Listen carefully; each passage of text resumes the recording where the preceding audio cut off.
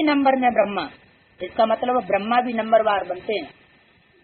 ब्रह्मा कोई एक नहीं है, ब्रह्मा भी नंबरवार, यानी जिस तन में भी प्रवेश करेंगे उसका नाम ब्रह्मा रखना पड़े। ये वाक्य क्यों बोला कि जरूर यज्ञ में आदि से लेकर के अंत तक परमात्मा बाप को बच्चों में नंबरवार प्रवेश होकर के कार्य करना पड़ता है। इसलिए अपने शास्त्रों में और मंदिरों की मूर्तियों में ब्रह्मा के कितने मुख दिखाए? 4 और 5 मुख दिखाते। तो जिन्होंने भक्ति की है वही पहले नंबर में ब्रह्मा, फिर ब्रह्मा मुख वंशावली बनते।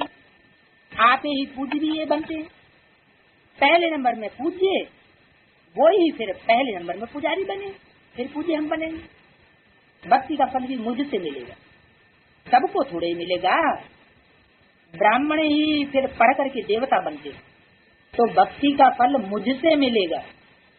इसका मतलब भगवान के क्या 500 करोड़ भक्त बच्चे होंगे? भक्त नहीं, बच्चों के भक्त और बाप के भक्त, उसमें भी अंतर है। बाप की प्रजा और बच्चों की प्रजा, उसमें भी अंतर है।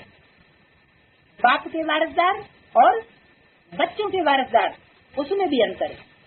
तो भक्ति का फल मुझसे मिलेगा, सबको थोड़ा ही मिलेगा। किसको मिलेगा?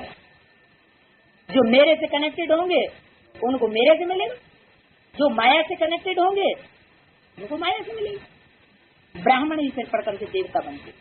ये कहाँ लिखा हुआ नहीं है कि ब्राह्मण पढ़ करके देवता बनते हैं। पढ़ाई जाती है तब क्या बनते हैं? ब्राह्मण बनते हैं।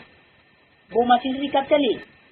ब्रह्मा के समय तक ये मशीनरी चलती रही कि शूद्रों को ब्राह्मण बनाया गया। ब्राह्मणों ने कहते हैं जो पवित्रता का विरुद्ध अपने जीवन में कम या ज्यादा समय तक धारण करके रहें। कोई को निश्चय पैदा हुआ साल भर के लिए, 6 महीने के लिए, 4 दिन के लिए भी पवित्रता धारण की निश्चय होने के बाद, तो भी ब्राह्मण की लिस्ट में आ गया। तो ब्राह्मण ही फिर पढ़ करके देवता बनते हैं।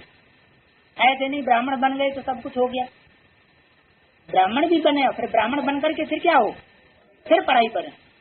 तो यह है ऊंची पढ़ाई, एडवांस नॉलेज, द्विज जिसे कहा जाता है, दूसरा जन्म। ये बात कहीं लिखी हुई नहीं है, गीता खंडन की हुई है। ये सिद्ध करके बतलाना है कि ये तो शिव बाबा ने सुनाई थी। सारा अटेंशन इस समझाने में चाहिए। कौन सी समझाने में? कि गीता ज्ञान जो है वो ब्रह्मा ने नहीं दिया था, ब्रह्मा भी लेने वाला था। दिया किसने? परम पिता परमात्मा शिव ने प्रजापिता में प्रवेश करके ब्रह्मा को भी ज्ञान दिया। किसके द्वारा दिया? गीता माता के द्वारा दिलवाया।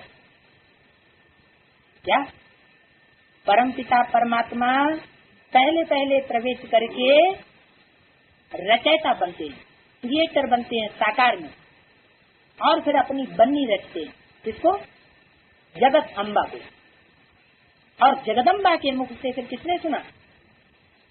कृष्ण बच्चे ने सुना। कृष्ण बच्चा पैदा हुआ। तो सारा टेंशन इसे समझाने में चाहिए। बड़ी से बड़ी भूल ये है क्या कि ब्रह्मा और प्रजापिता को एक समझ लिया है। ब्रह्मा अलग और प्रजापिता अलग। माता पिता अलग अलग होते हैं या एक ही होते हैं? स्वभाव संस्कार से एक हो जाए वो तो बात हो सकती है, बाकी होते तो अलग है ना शरीर से। तो बड़ी से बड़ी भूल ये है।